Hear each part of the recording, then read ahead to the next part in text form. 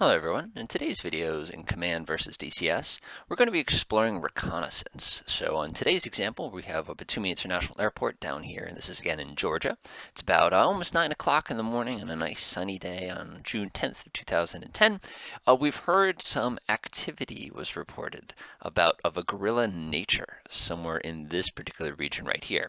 So what we're going to do is we're going to launch an airplane to go investigate that area and see if it can locate the guerrilla activity. So to start this one out, we're going to begin by using a propeller-driven airplane, and I think you can see where we're going to be going with this. So let's go ahead and define a mission real quick. Just like we normally do, we'll add a new mission. Recon. We'll go ahead and set this to patrol.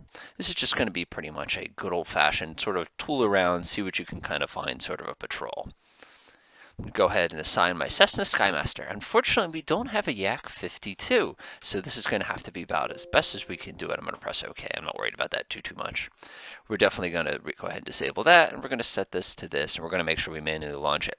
So cruising there, we're actually going to keep things at a kind of a cruise speed once we get to the destination as well. And now this is going to be interesting. I'm going to set my station altitude to be 3,000 feet above ground level. Or actually, we'll do how can we do for altitude here? Let's check that. So about 3,500 feet should be a pretty good altitude. I'm not going to set that to terrain following. Let's see, anything else is good, everything else is good, everything else is good. Mission's activated.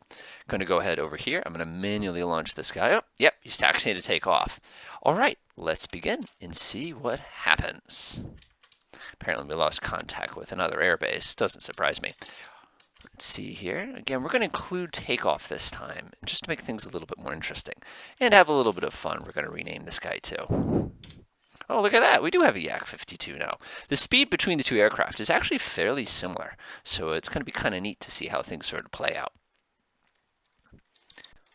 So now, when he arrives in the zone, we're going to use a couple different strategies as far as search patterns goes. I'm a fan of the expanding box myself, and it's definitely something we can employ very, very quickly. Usually what you do is you start in the center and you kind of expand like this over time to search the entire area. But again, I'm not even 100% sure where the insurgent camp is located in this region. So we're just going to kind of cross our fingers that this little airplane can actually locate it. So let's go ahead and speed up time. And he's just kind of randomly, oh, stop, pause. So we identify this contact at 6:20 a.m. So let's go ahead and take a closer look. Guerrilla camp, oh, maybe I should have named that something differently. Interesting, so let's go ahead and swing back over. So from the moment we said go to the moment he located the target was almost 22 minutes later. We'll see just how well we can do that inside the actual simulator.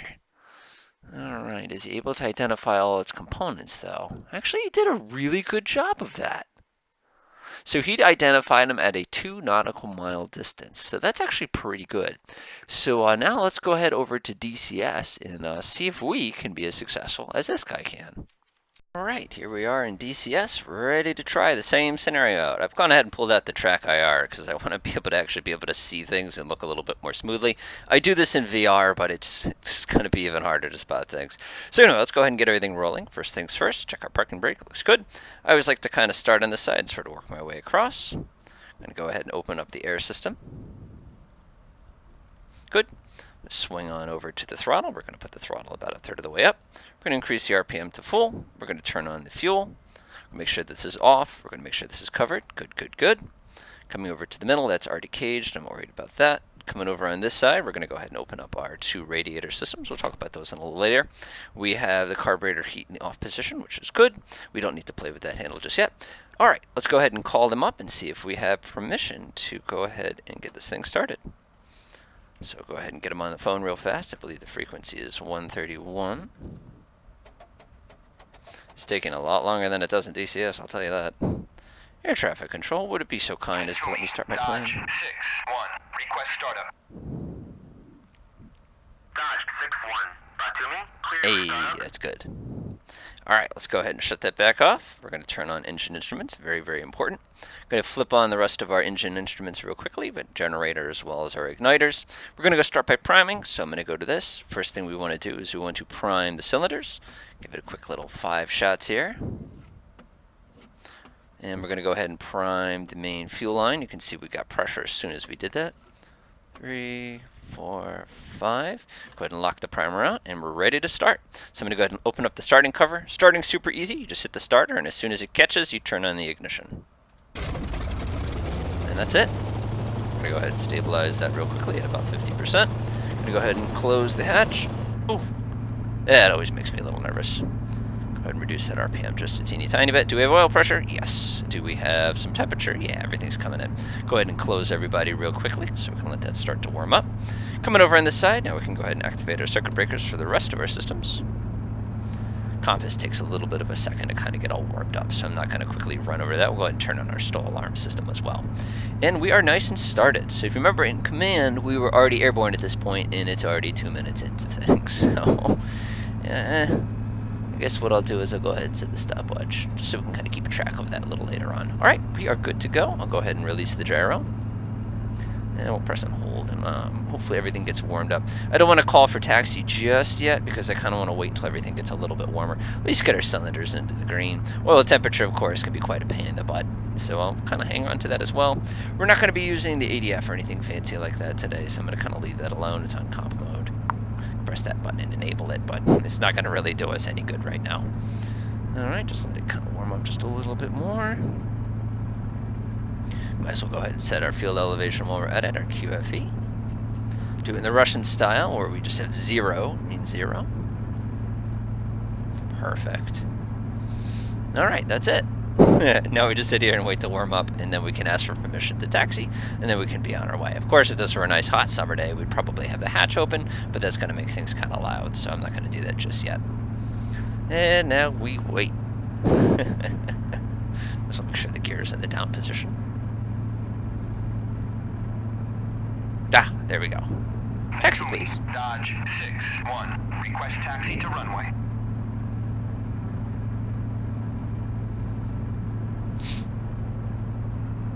Come on. Hey, let's go. Clear to taxi to runway 31. Of course, taxiing this thing is very, very interesting because of the fact that you have an engine, or not an engine, I should say, you have air brakes, and it's not like an American where you can hold down the hydraulic brakes and do one brake at a time. You basically have to squeeze this handle in the front and hold the rudder in the direction you actually want to travel in. Just a little bit more power. We're actually pretty warm right now. I'm going to go ahead and slam open my regular radiator there, because we don't want to overheat before we actually get to use this thing. Again, interesting problems to have to deal with, but when you put an engine this powerful and a frame this small, it doesn't surprise me you have these kinds of issues. Alrighty, let's go ahead and line ourselves up right here with the hold short line. And brakes. Ooh. Boy. Just have a little bit of RPM. Let's go ahead and request takeoff. Dodge 6-1. Request takeoff. Check that the approach is clear. Well, I'm pretty confident it's going to be. Still waiting for my oil to get a little warmer.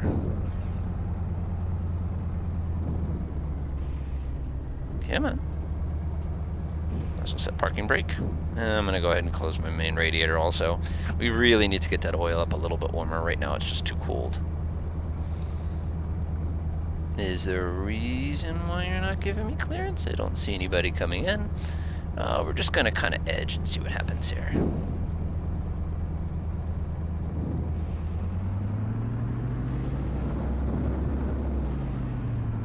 Woo!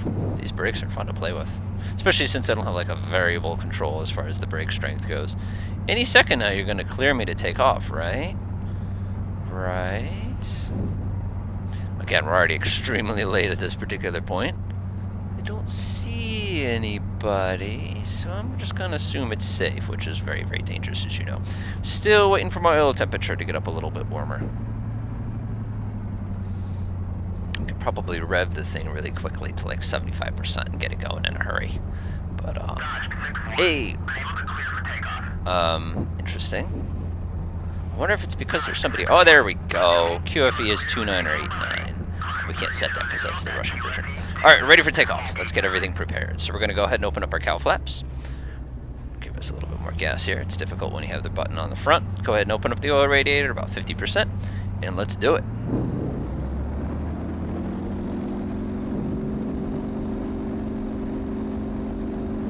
This thing is so powerful for its weight. Alright, give the controls a little tug. we are airborne. Gear comes up.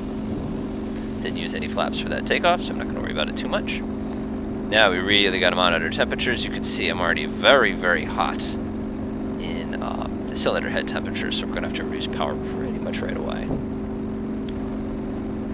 Basically, I'm just keeping an eye on my temperatures right now. Reduce my manifold pressure a little bit. Let's go ahead and bring the RPM down to 82%. And we are looking good. Let's go ahead and head out.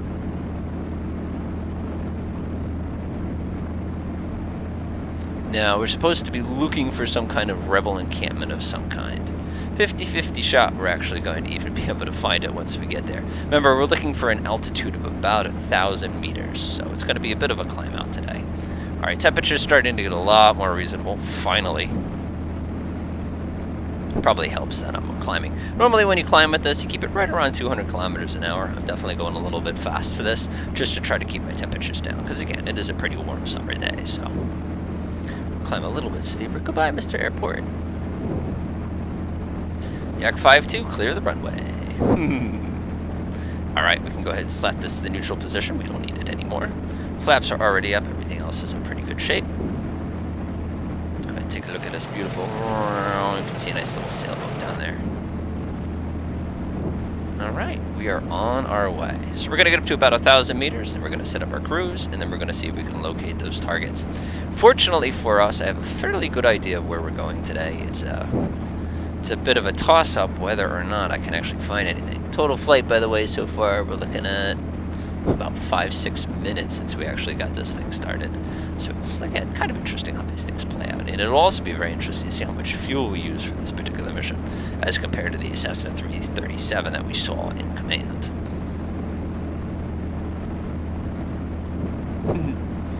It's a nice day. Yeah, you never get skies this clear. That just does not exist, I'm sorry. Goodbye, Batumi. You're a very nice town. Any big ships in today? No, but you can see there's one that's getting unloaded right now, which is kind of nice. Alright, go level ourselves off real quick. 600 meters. We're going to be leveling off at 1,000 meters, which, like I said, is about 3,000 feet. Not exactly 3,000 feet, but it is enough for us. And then we have to start keeping an eye out for our first waypoint, which apparently is an old runway, which I think would be pretty easy to locate. We'll have to take a look once we get a little bit closer. And now we just kind of continue to climb. General aviation is so different than military aviation. Yeah, well, a little bit. Let's go straighten out a little bit here. Yeah, my attitude indicators are perfectly centered. Won't be the first time I've done that before. Of course, it doesn't help that we have a slight tilt to the right, so give it a little bit of rudder to kind of level us back off here. Normally, when it comes to single-engine propeller jobs, we don't like to be flying this long over water. Speaking of that, it's time to go ahead and close up our radiators a little bit. Looks like our main engines are perfect temperature. The oil is looking a pretty good temperature. I really don't need to mess with it too much today. And the reason I don't need to mess up with it is because we're climbing at such a steep, or such a shallow angle, I should say, not a steep angle. Alright, that looks pretty good. You can see we got our temperatures pretty good. Alright, go ahead and level ourselves off here in just a moment. Just gonna keep climbing. This thing has a real tendency to burn fuel in one tank more than the other and kind of pull you to one side instead of the other. You can actually go into game options and modify the default trim of this aircraft, you know, if you're so inclined. But again, I think that's getting a little extreme for these kinds of things. Just a little bit more power. Oh, our temperatures are like perfect. That never happens. And again, it's because we're climbing so shallow. Alright, that's looking pretty good. Looking pretty good so far. Take a look down here. Okay, I'm liking the way that's looking. I don't think we're going to see anything from this distance, but you never know. No, that is not going to happen. Alright, we're just about at our cruise altitude. Let's go ahead and level off. One of the things I like about this aircraft is when you level it off, it doesn't stay at the altitude that you level it off at, which is really, really pleasant. The other thing I like is the fact that you don't have to worry about air-fuel mixture with this particular airplane, which is really, really handy. It's one of those frustrating elements that you always have to kind of put up with on a lot of older airplanes. Alright, there's our first waypoint right there. You can see where those two runways kind of intersect each other. That's going to be the corner of our search area, so we're definitely going to start our little search there. Okay, So right now we're cruising along at way too much power here, so I'm going to go ahead and reduce it quite a bit. There we go. I'm going to go ahead and reduce my RPM as well. Very nice. So now what we probably want to think about doing is closing all of our radiators, because that particular power setting we're going to be slowing down pretty quick, but at the same time we're not using the engine as much, so it's probably going to cool everything off. Looks like the oil temperature is coming up quite a bit, so I'm going to go ahead and open that just a little bit. And I think we're in pretty good shape as far as cylinder head temperature goes. Again, you're watching trends over time. Off a little bit of vertical trim here, and we are good. So theoretically we're looking for an encampment with some tents, probably some guys chilling around, maybe a campfire, maybe a couple of munitions, something along those lines, maybe something that's trying to be camouflaged, stuff like that. I'm actually surprised I can't close the actually my radiator's closed. What am I saying? Right, okay, it's just a little bit more upward trim. We're getting a little slow.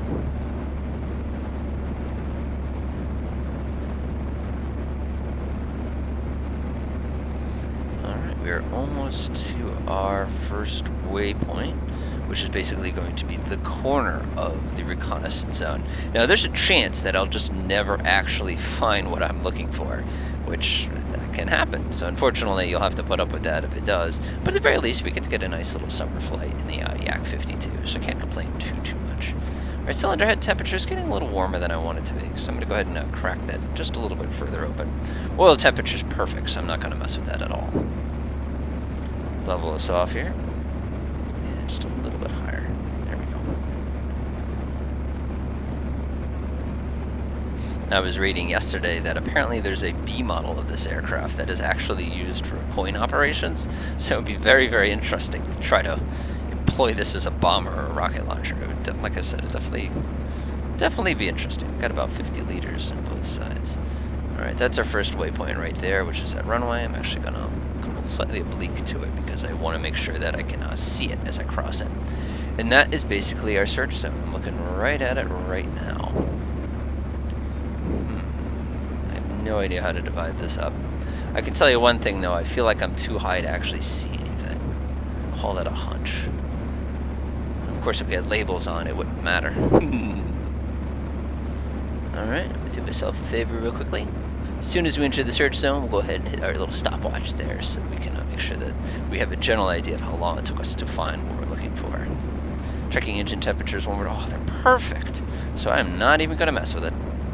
Of course, if it was a hotter summer day, it's going to start getting warmer in a minute. What time is it anyway? It's about 9:15. So we actually got to the search zone a little bit quicker than the Cessna 337 did, which makes sense because it's probably a slightly quicker cruiser than the plane is. Or we just did way too much power, but again, that's perfectly fine. Ooh, imagine trying to find guys in those woods. You never could do it. I believe we are crossing our first point of interest just about now. Yeah, I'm going to go ahead and count that as entering the search zone. Alright, let's go ahead and set our timer.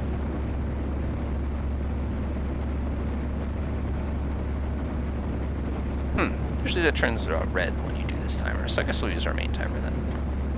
There we go. Okay, we're in the search zone. Begin looking. Okie dokie. So what I'm going to do is I'm going to pick those buildings over on that side. Coordinate my turn a little better. This is pretty sloppy for me. And we're basically looking for anything out of the order. Whoa! A little bit too much there. We're going a little slow, so it doesn't surprise me. There we go. Much better. Alright. So we're basically going to tool around for a while and see if we can see anything. Oh boy, this could be a bit of a project. Well, we're going to do the best we can with what we have, as they say. Make sure everything's nice and trimmed out. Make sure the temperatures are perfect. They are. We're good. Sometimes you just have to look for a while.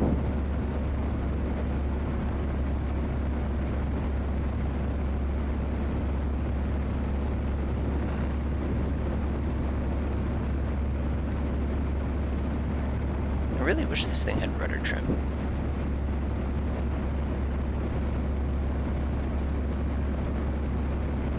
Of course, people reconnaissance is interesting.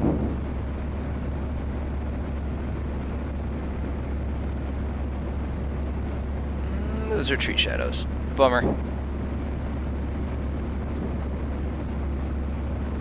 There's a little bit of altitude here. Level this back off.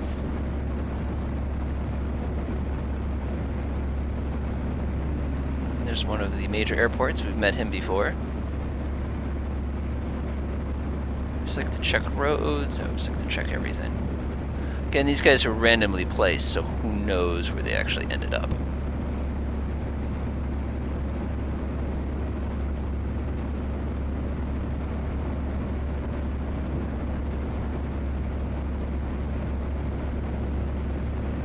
Don't mind my chair.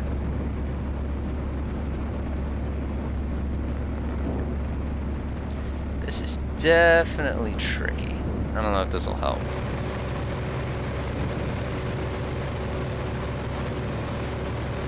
No, I don't think that helped at all, to be honest.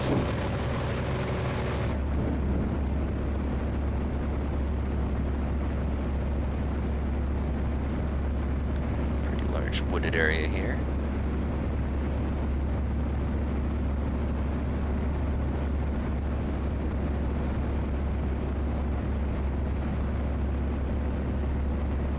Sure, it's going to be really funny if you see everything before I see everything.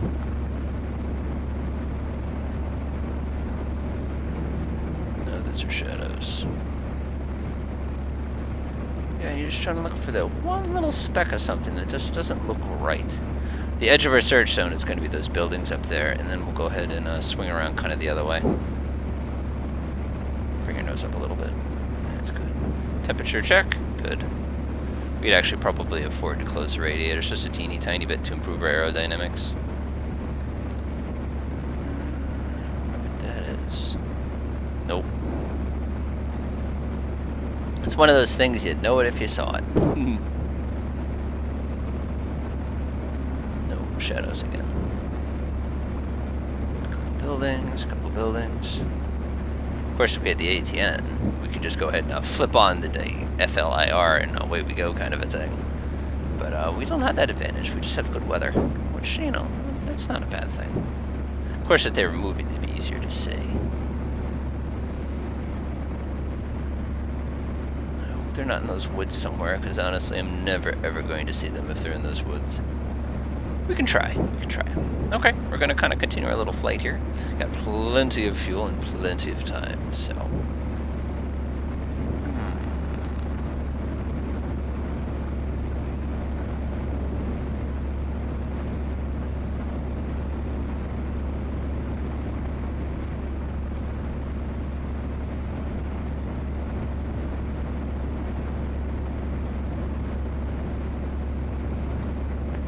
One of those things that flight simulators do almost too well is make it impossible to find things in the ground.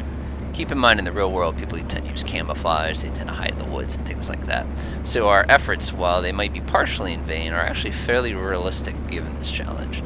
I'm actually going to close up my radiators just a teeny tiny bit, because I feel like everything is about the temperature I want it to be at this point. We've gained a little bit of altitude, but again, nothing too bad here. Doing a lot of looking around. I almost feel like I'm up too high to actually see anything. You know, now we're getting to the edge of our search zone. That is the edge of our search zone right there. We'll head up north for just a little bit, and then actually, yeah, we'll head up north for a little bit, then we'll take a left, and we'll go back to the west and see if we can find anything. No, I don't see anything down there. There's our search zone edge right there.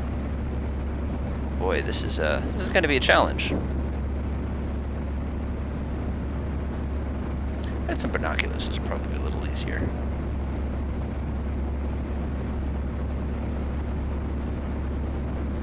This is the edge of our search zone. I've not seen them yet. Let's go ahead and execute a nice, well-coordinated turn. Ah, just kidding.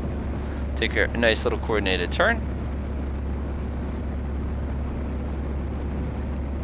Now, one of the things that we have in the real world is the ability to kind of almost use, I don't want to call it criminology, but like a little bit of common sense as to where you would put some kind of enemy encampment. But unfortunately, because this is a random assignment, there's no way to guarantee that such a thing would even exist. For example, we know they got to drink water, we know that they would want to have access to roads, we'd have a pretty good idea of where they are before we actually even have to start hunting for them. So in this particular case, we're crossing over this major city. I don't think they're going to accidentally spawn here, but I'm going to look just in case. Alright, let's go ahead and swing ourselves back to our search zone. Man, this plane does not need that much rudder at this speed, which is kind of nice. Basically going to aim right about there, and then we're just going to kind of swing around and look around again. Keep my eyes open though, because at any point these guys could sort of pop up. But I don't think I'm going to be successful here. Looking at it, we're almost 10 minutes into our search and we still haven't spotted anything. Keep in mind, in the real world, searches like this could go on for hours. I'm sure you've heard the expression awfully slow warfare in reference to anti-submarine warfare. But man, those reconnaissance guys, you got to give them some points for being alert during all this. Of course, we're using a very slow plane. I'm just going to kind of take a look down in the woods to see if there's any freak chance that they're down there. Honestly, I'm not seeing them at all. Of course, if they were doing something silly like shooting up at me, we could definitely find them, but I don't think they're going to be dumb enough to do anything like that. This may be bust. I think this time Command's very, very, very methodical automatic detection system is almost a little too good here. Either that or I'm just doing a really garbage job and you guys have already spotted them down on the ground. But really, anything can happen. I think that's a shadow again. Looking at our temperatures are beautiful. We should probably close up the cal flaps a teeny tiny bit more. Although honestly, we have so much room right now for that, I'm not too worried about it. Don't see anything. Give me a pair of binoculars, please. Of course, the military airbase right over here on my right is probably not too thrilled with this, but hey, I'm doing them a favor, you know?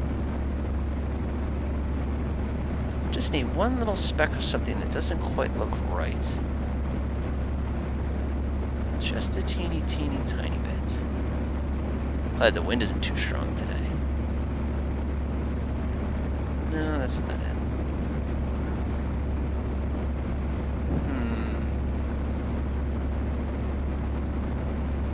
I still don't see anything. Let's go to the other side for a bit here.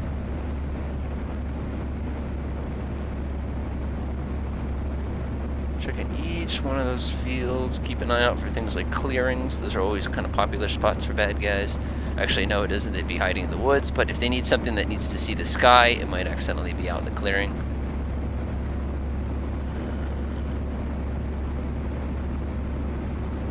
What am I looking at? Those look like woods again.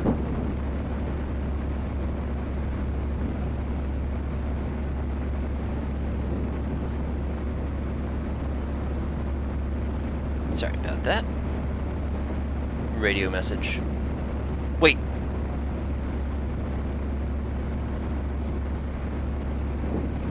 Wait. Something doesn't look right. Please don't be a house. I'm going to be so mad if it's a house. See it? Oh boy, look at that. Hello. Oh, I don't know what it is. We must have flown right over the top of it and not even seen it. Oh, I can only... It looks like little tiny black specks. Give myself a little bit of turning here. Please don't be shadows. Please don't be shadows. Please don't be shadows. What am I looking at? I don't think that's a shadow. Binoculars. Got you. Target spotted. It looks like we have 1, 2, 3, 4 trucks. There's a guy standing outside of it. There's a little fuel thing. A couple tires. Looks like some supplies. We did it. Oh, we did it. Yes. All right, let's go ahead and stop the stopwatch. What do we got? That was quite a while. Can't quite see it the way it's set up. It's very difficult to read. 27 minutes. Wow. That was a bit of a ride. All right, we can now return to base, but you saw in Command already kind of how these things played out. So if you remember in Command, we spotted them right around 9:20. For us, we spotted them at 9:25. So basically, we spotted them at the exact same time. All right, hopefully you guys enjoyed this video. I think it reveals a little bit about visual reconnaissance. Honestly, if those guys were located in the woods right there on the left, I don't think I ever would have seen them. Basically, I caught them by the long shadow that they had. If this were about 12 o'clock, I probably wouldn't have seen them because of the fact the shadows would be so much shorter. Yeah, that's definitely them. Kind of convenient. It randomized itself into a spot where I could see it. I know what you're thinking. But man, if it was in the city or something, we never, ever, ever would have got it. Alright, hopefully you guys enjoyed this video, and hopefully it reveals a little bit as far as reconnaissance goes. If we did this in VR, we'd never be able to see it. And if we did it with the conventional head controls, I think it would be very difficult also. Alright, enjoy.